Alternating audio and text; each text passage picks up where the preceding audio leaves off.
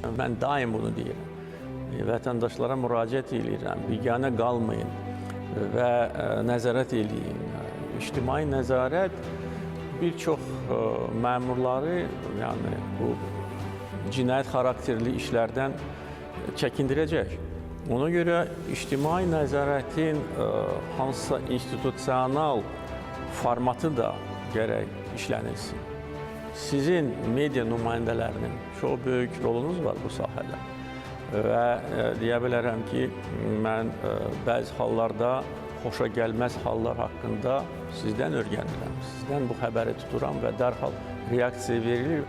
Hüquqi demokratik cəmiyyətlərdə formalaşan ictimai nəzarət mexanizmləri sosial-iqtisadi inkişafın nail olunmasında korrupsiya, rüşvətxorluq, məmur bürokratiyası, qeyri-legal biznesin qarşısının alınmasında mühüm və uğurlu faktor kimi təsdiqini tapıb. Ölkəmizdə bu məsələyə böyük önəm verilir və Prezident İlham Əliyevin dəfələrlə ictimaiyyəti, medianı ictimai nəzarət işində fəal olmağa çağırması, göstərdiyi qətiyyət, sözlə əməlinin vəhdəti, kadr islahatlarının aparılmasında, məmur özbaşınalığı, korrupsiyanın qarşısının alınmasında atılan mühüm addım kimi yüksək dəyərləndirilir. İctimai nəzarətin həyata keçirilməsində dövlət başçısının yeni institusional mexanizmin işlənməsi ilə bağlı irəli sürdüyü ideya məsələni daha da aktuallaşdırıb. Bəzi ekspertlər tərəfindən konkret təkliflər də səsləndirilməkdədir.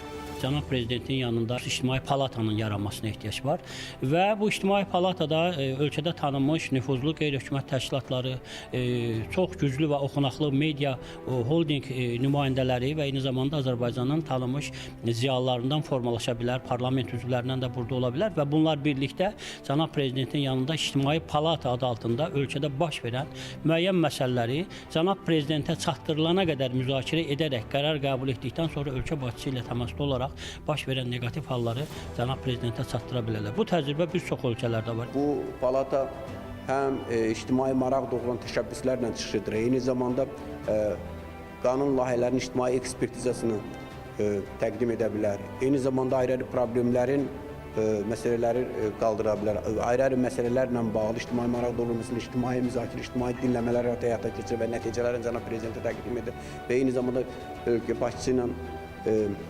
müxtəlif formatlarda, müxtəlif məsələlərlə bağlı canlı dialoqların həyata keçirilməsinə bir alət ola bilər. Müasir təcrübə, sosiologiya elmi də təsdiqləyir ki, dünyada ictimai nəzarətin ən mükəmməl sistemi mediadır.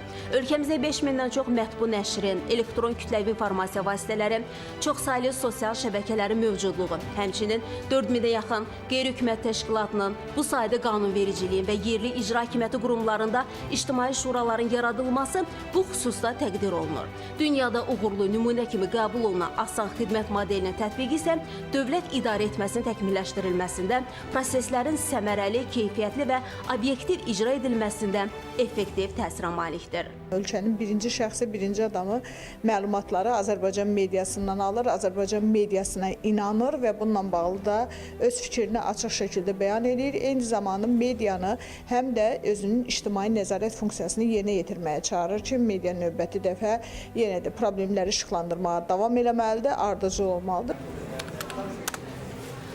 Məsuliyyət və ictimai nəzarət həm də hüququn üstünlüyü, hər kəsin qanun qarşısında bərabərliyidir.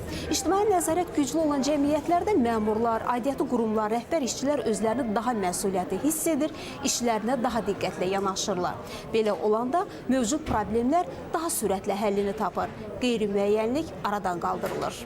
Südabə Cahangirli, Zardadaşov, ASTV Xəbər.